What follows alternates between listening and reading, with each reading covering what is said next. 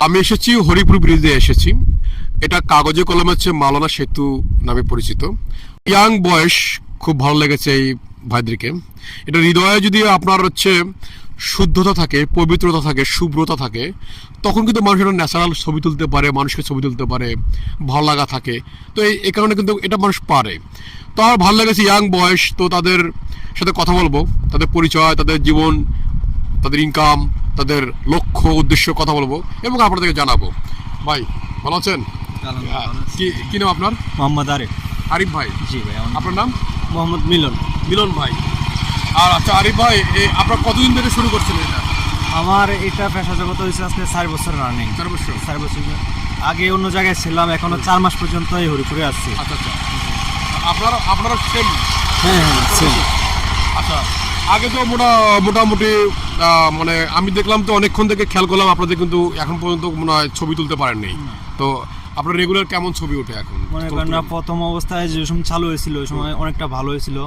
এখন ইদানিং এই রানিং মাসটাই চলতেছে, একবারে খুবই মানে বাজে যাইতেছে অবস্থা। আচ্ছা আচ্ছা। আগে যেমন পর্যটক আসতে এখন তেমন আসে না। তাহলে এখন লক্ষ্য কি? এখন লক্ষ্য বা চাওয়া পাওয়া কি? এই পেশাকে ধরে রাখবেন না এই পেশা চেঞ্জ করবেন? লক্ষ্য তো আছে, এটা নিয়ে অনেক কিছু করার, কিন্তু সম্ভব হয়তো নাও হইতে পারে। বাইরের দিকে যাওয়ার চিন্তা ভাবনা আছে ফ্যামিলির, এই জন্য আর কি বাইরে যাওয়ার চিন্তা ভাবনাটা বেশি। যদি এখন সেভাবে দর্শনার্থী আসছে না, পর্যটক আসতেছে না, সে কারণে হয়তো বা আর যারা ছবি স্মার্টফোন নিয়ে এসে তারা তোলে, সে কারণে ইনকামটা এখন কমে গেছে। ইনকাম এখন ইনকামটা প্রচুর কমে গেছে, আগের তুলনায় একবারে নাই বললেই সারে। যেমন এখন মনে করেন আমরা যেই পর্যটকগুলো ছবি তুলি, মানে মনোবল দিয়ে আকর্ষণ করে আমরা যে ছবিগুলো তুলি তাদের বন্ধন করে দেই, এখন ওটা না। এখন এই স্মার্টফোন বাড়ানোর জন্য আমাদেরকে মানে একটু কষ্ট হইতেছে এটাই। আচ্ছা, তো আগামী প্ল্যান কি, লক্ষ্য কি? এত বয়স তো অনেক কম।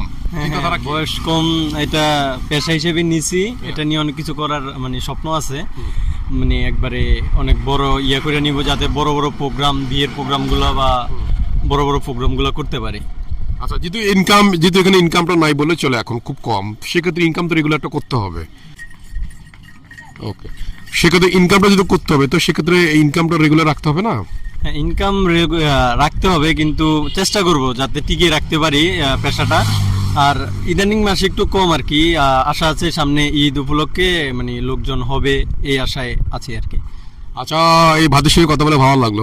যাদের মনে পবিত্রতা আছে, শুভ্রতা আছে, যারা এই দৃশ্যগুলো ধারণ করে ছবি তোলে, তারা কিন্তু অবশ্যই একটা ডিফারেন্ট মানুষ, ব্যতিক্রম তারা মানুষ। এই ব্যতিক্রম মানুষ দুটার প্রতি ভালোবাসা, দোয়া, স্নেহ, শ্রদ্ধা থাকলো। সবাই ভালো থাকবেন। আর হরিপুর ব্রিজ আসলে, ভাই আবারও নাম বলবে ভাই?